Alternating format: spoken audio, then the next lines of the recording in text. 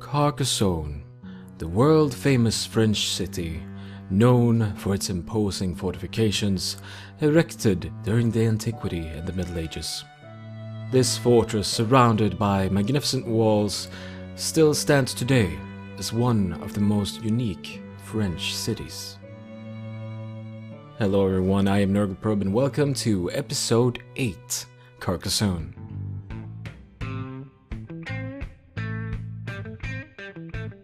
Alright, so Carcassonne is a tile-laying worker placement game for 2 to 6 players if you have the expansion that gives you those extra meeples to play with. And it's designed by Klaus-Jürgen Wrede, who's a German, I believe it's a German game. So yes, Carcassonne is one of my actually favorite games in my collection. I've had it for many years. I remember that I never got it in the beginning because I thought it was so ugly. The design is not... It's not as eye-catching as a Fantasy Flight game is, obviously. It's not that high quality. Well, it's high quality. It's just not that fantasy or sci-fi art that I really like in games. And I was never pulled to Carcassonne as a game, but I ended up playing it in a store, in a gaming store, while I was at I think it was Yu-Gi-Oh! Nationals a few years ago, many years ago now actually. And they had the game in a borrowing shelf where you could just pick a game and play it in the store. So we put out Carcassonne on the table and I played it. I loved it. It was so amazing. It was an easy game to learn. It was fun. We made a lot of joke about weed because you can have farmers and we called the farmer fields weed fields. Anyway, it makes more sense in Swedish, believe me, because we call, well, never mind. It's just us. So basically, Carcassonne is a tile-laying game. You begin the game by placing one tile on the table, or a river if you have that expansion. That actually comes with the base game now. So you can either place one tile to begin with, or you can all place a river to begin with that you put out on the field with some certain rules on how to build that river. Then each player draw a tile from a face-down pile of tiles, and they try and place that legally on the field next to an existing tile. And once you've placed a tile, you can place one of your workers on that tile. You can either place it on a road or a city or a monastery, I believe it is. And as soon as so then if you place someone on a city, for example, then you can continue building on that city without placing a new meeple on it. You're not even allowed to place a second meeple on a city. So you can only have one meeple at a time as long as it's connected. For example, if you build a city part, you put a meeple on it, and then you build another city somewhere else that's near it but not connected, and then you connect them, then you have 2 meeples in that city. And this matters because there is a rule where the player with the most meeples in an area, in a city or on a road, will get the points for it. If you're equal, then you both share the points. Or you get equal amount of points, I believe.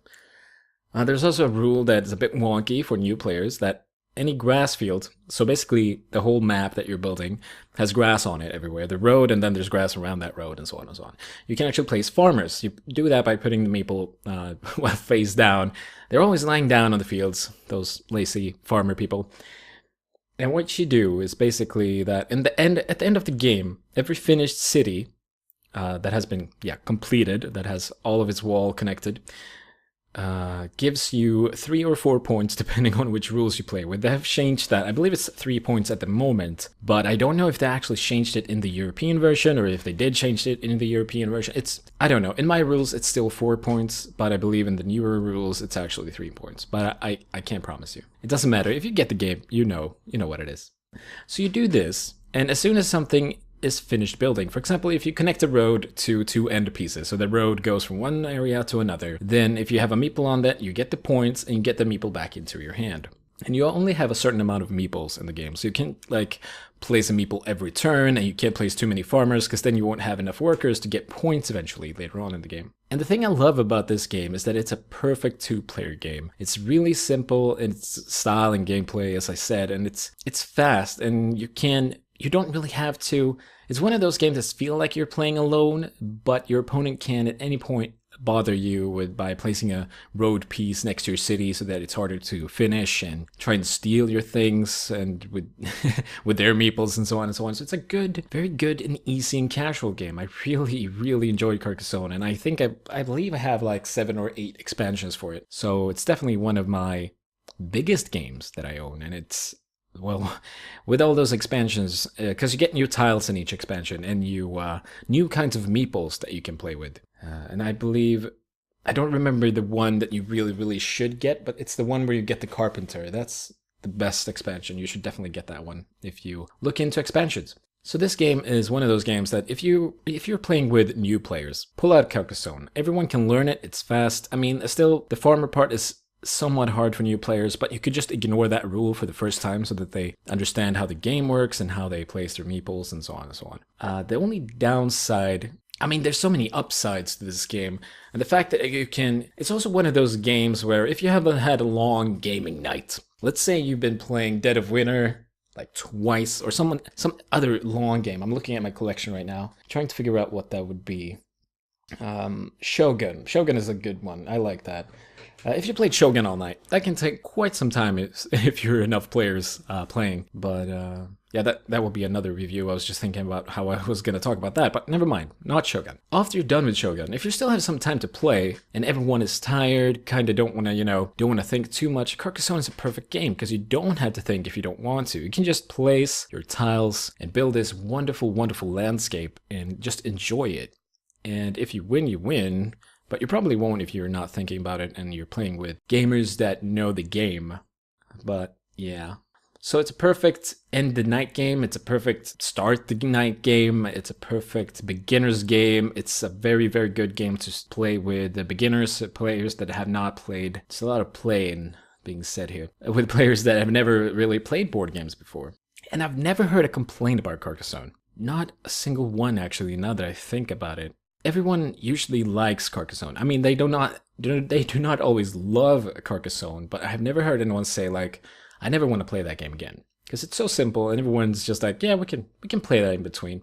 The downside, I guess, for me personally, is that I never pull it out myself. If I have friends over to play games, I do prefer to play the games that are better with three plus players. Since I enjoy this game so much at 2 players, I don't feel the need to pull it out when there's a lot of people coming over. And that is kind of the downside of it, that it does not get played enough. I mean, I play it as a 2-player game, and I enjoy that. But it's not that often that we pull it out. If people, though, kind of feel like, oh, we want to play Carcassonne, because I do have a friend that loves Carcassonne. So if someone say that they want to play Carcassonne, I would pull it out, and I would gladly play it, and I love it. And I mean, with all my expansions, clearly I want to play it sometimes. The expansions can be a bit troublesome, especially if you're playing with someone completely new and you have plenty of expansions shuffled in to your game.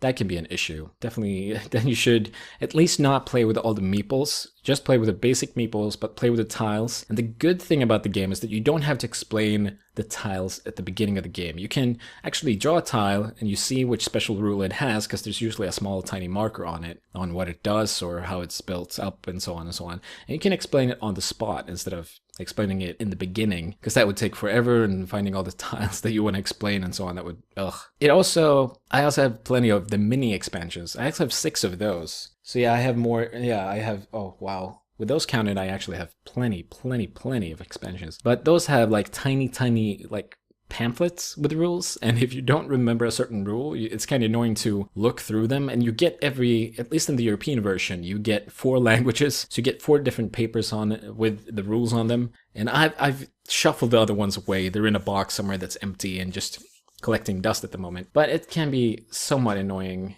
when playing with new players or when it's been a while since you played last time. What else did I want to say? There was something else about the expansion that I was going to talk about. Yeah, but just take out the special meeples, play with the tiles.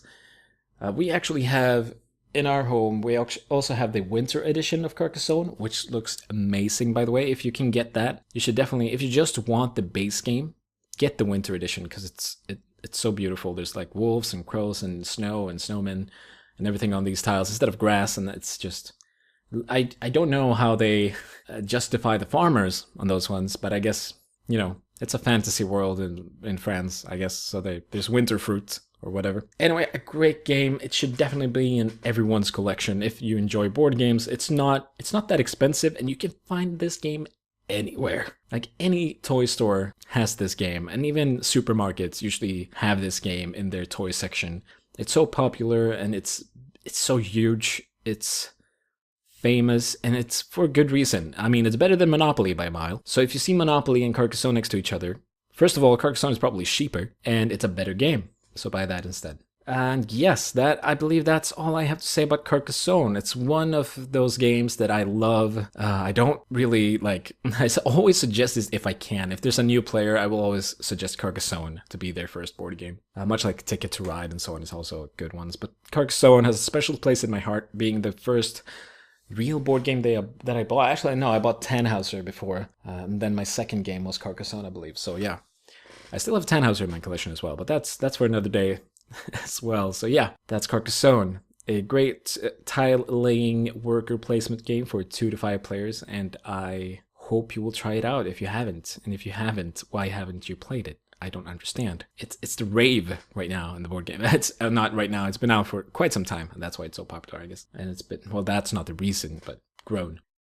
I digress. Thank you for listening, everyone. This has been Nurgleprobe with the 8th episode of the Board Games with Nurgleprobe podcast. And as usual, there's always an Instagram sketch with this game. I will link that in the description on whatever site you're listening to. If you're on SoundCloud, it's down below, I believe, or next to it. If you're on YouTube, it's definitely down below. And I thank you for listening, and I hope you have a great day. And I will see you next week when we're talking about another awesome board game. Thanks for listening. Bye bye.